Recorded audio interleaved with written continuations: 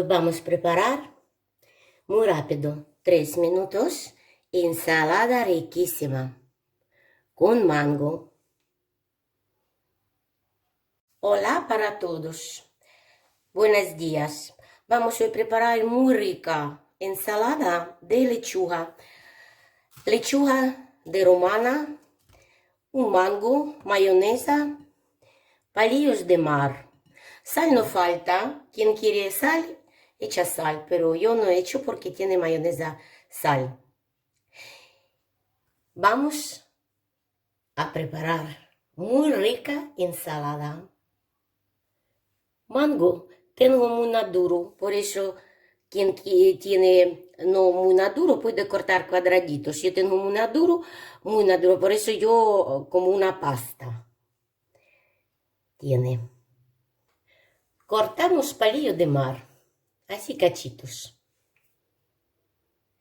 Cortamos lechuga como gusta. Mira, yo corté así como a mí me gusta. Usted puede cortar que parece el mejor. Palillos de mar. Esta ensalada muy rica y muy rápida. Preparamos 3 minutos y está hecha. Mango.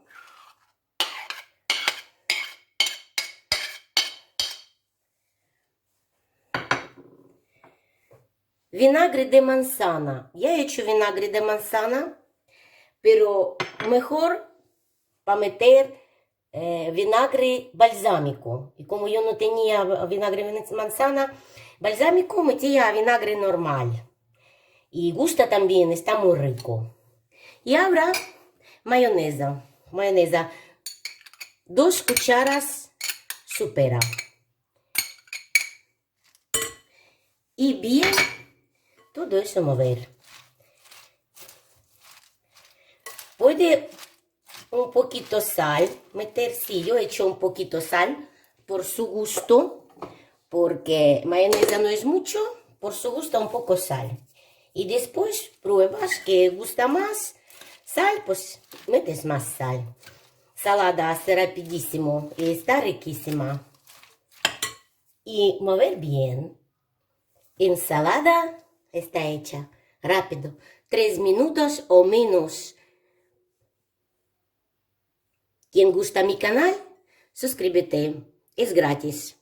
Buen día para todos. Adiós, adiós.